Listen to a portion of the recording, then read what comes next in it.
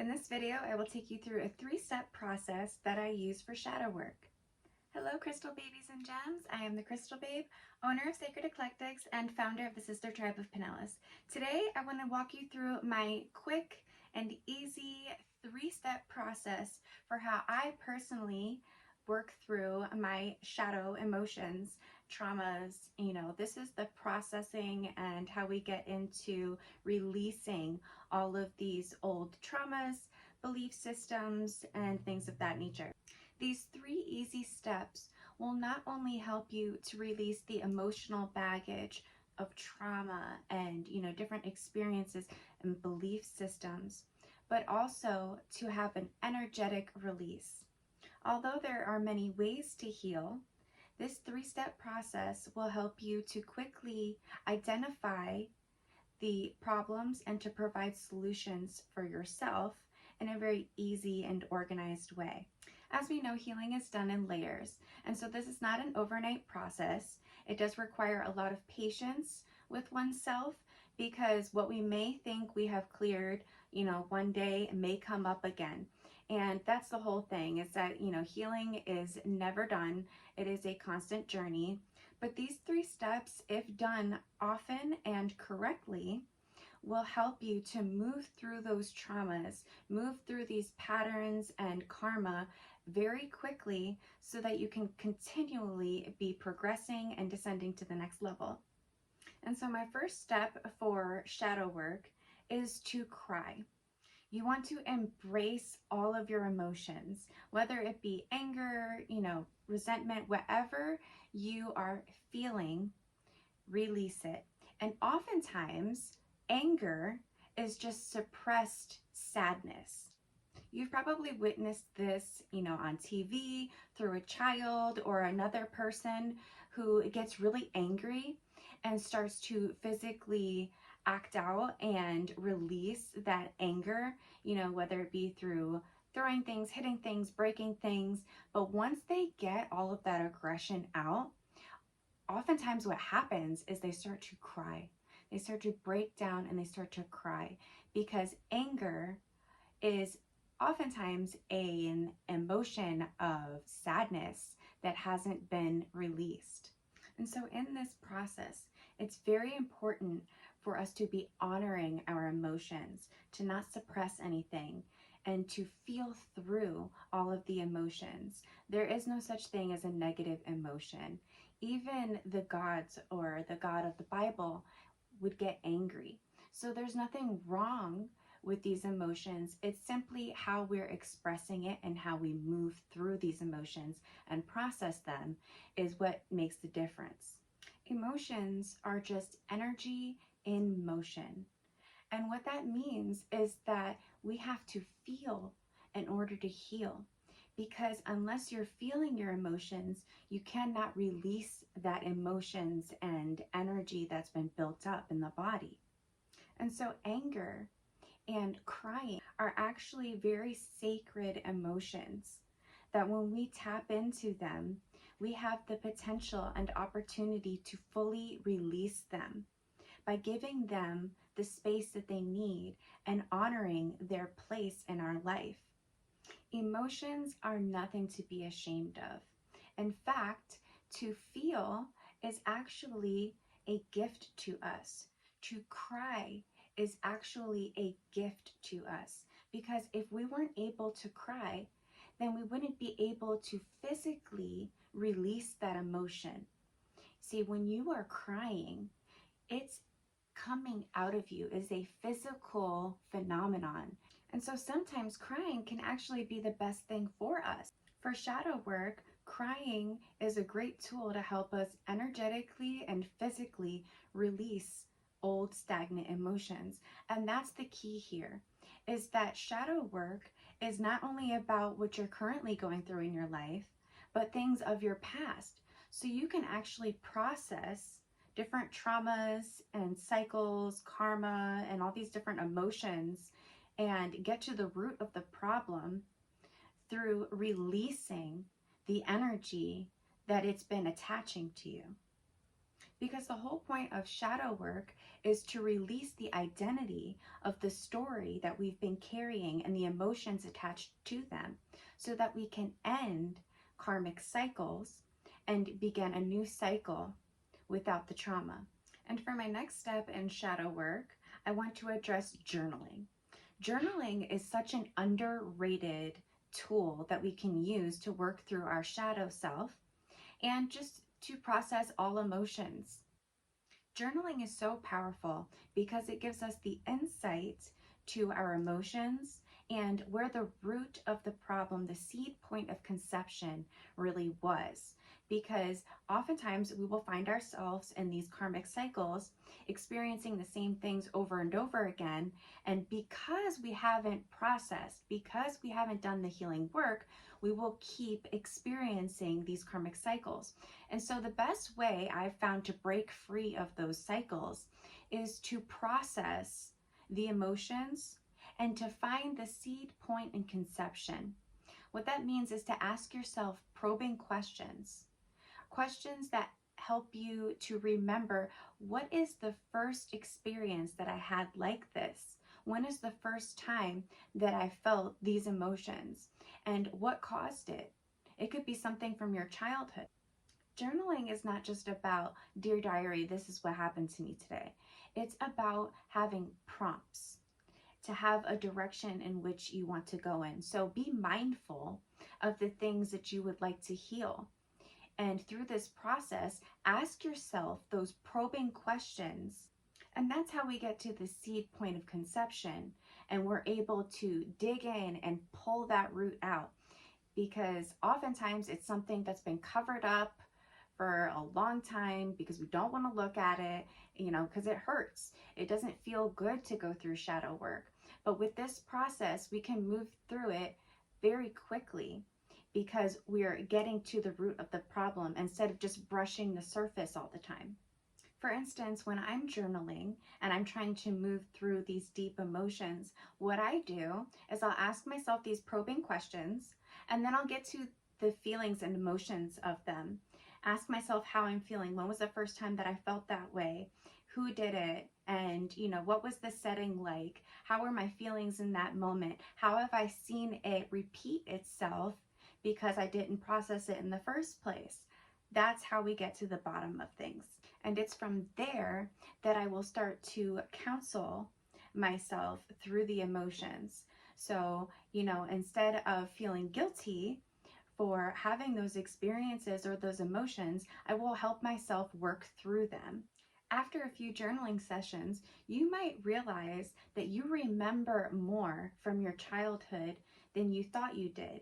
You might come up with different scenarios and situations that happened in the past that relate to what you're going through now.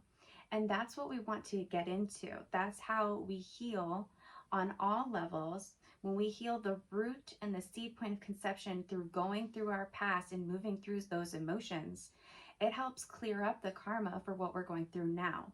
So connect with your emotions from that time that the original incident happened. And by doing that, you're actually going to be releasing the identification with it because you're no longer going through that situation. Although it still may hurt, honor those feelings. But take back your power by understanding that you don't need to identify with it anymore. You learned the lesson that it was trying to teach you. And so now you can unidentify yourself with it by rewriting your story. Rewriting our story helps us to release the emotions of that experience by giving it a new identity, because we are no longer associated with that past version of ourselves. We are trying to embody this new version of ourselves. And so in order to do that, it requires us to look at the past experience from a higher perspective so that we can change the way that we look at it and feel about it. For instance, there were times during my childhood where I was bullied by other girls and even boys. And for that reason, it had made me resentful and guarded and scared to connect with people all the way up to high school. I had to assess and reassess those emotions many times, rewriting my story and unidentifying myself with the past version of myself, because now I'm more enlightened. Now I understand that we're all going through these different experiences and traumas and trying to heal, which is oftentimes where bullying comes from, right? So I had to take myself out of that mindset and that victim mindset, honestly, because it was keeping me from building and connecting with other people, creating better relationships, because I was so focused on the hurt that I had gone through. And so through this process of recognizing my emotions, honoring them, releasing them, and unidentifying myself with my past version, it helped me to overcome the emotional, ties to those experiences, and to create new experiences for myself without the burdens, and the weight of those emotions from my past. It helped me to open up to new relationships. For the third process in this shadow work, I like to do burn letters. Burn letters are great because they're not like journaling, not for processing the trauma. However, they are for releasing the emotions. Burn letters help us to release any kind of emotion, whether it be sadness, anger, resentment, jealousy. It helps us to release on an energetic level. And it works by taking the emotions that we're feeling, and without holding back at all, write down everything that upsets you. And if it's even a person, then make it specific to that person. Write down exactly how you feel about that person and do not hold back. This is an energetic process where you're taking the emotions and the energy that it makes you feel and releasing it to the paper. Doing it with this intention is what makes it so very powerful. And what I like to do is, after writing my burn letter, writing down and releasing all the emotions of the person, the situation, whatever has transpired, then what I'll do is I'll take the letter and I'll fold it up.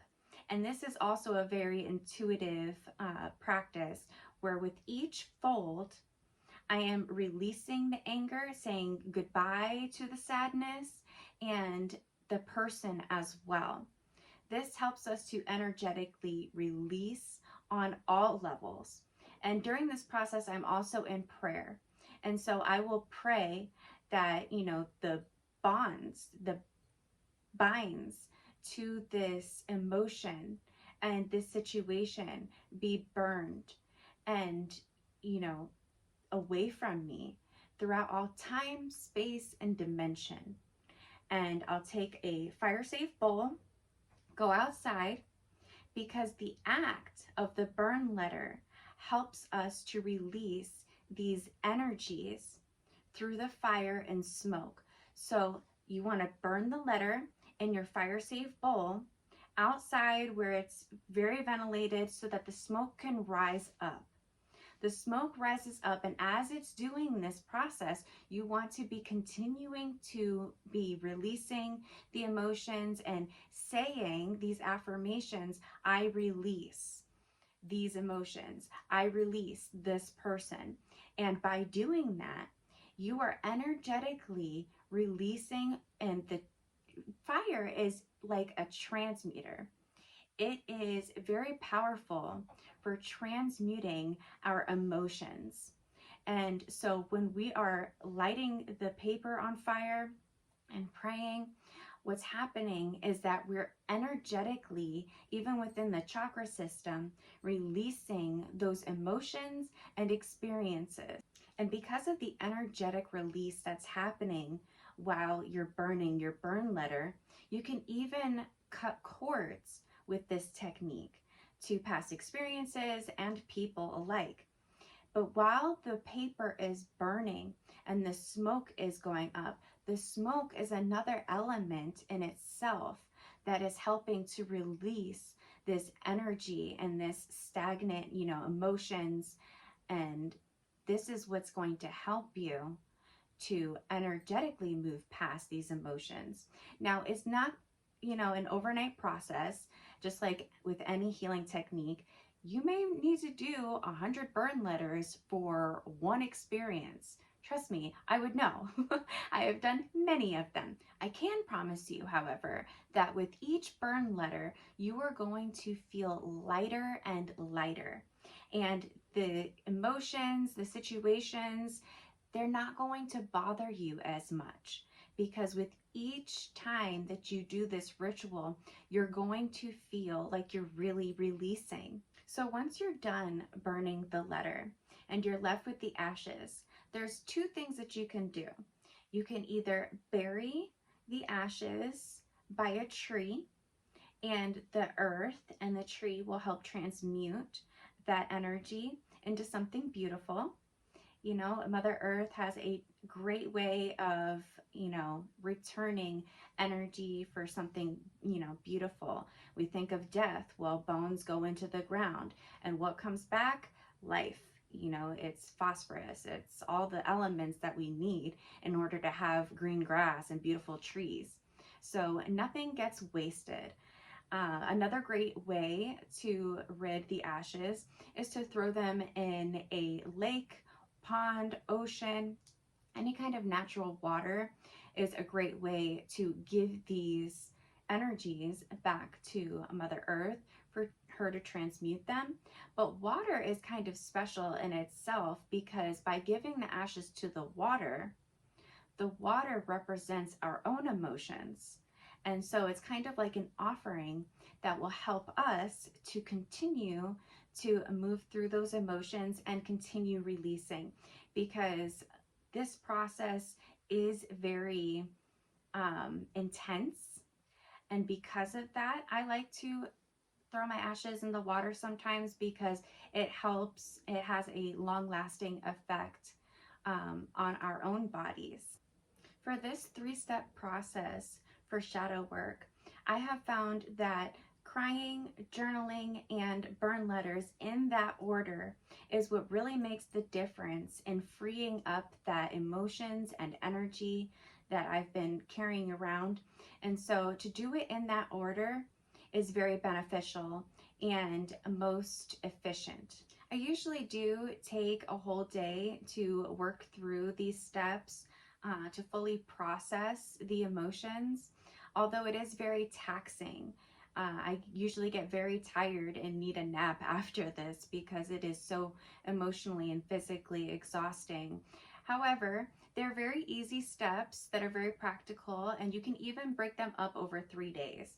So cry on the first day, journal on the second day, and do your burn letter on the third day. Whatever works best for you, because we all process trauma differently and at different rates. So there's no judgment here.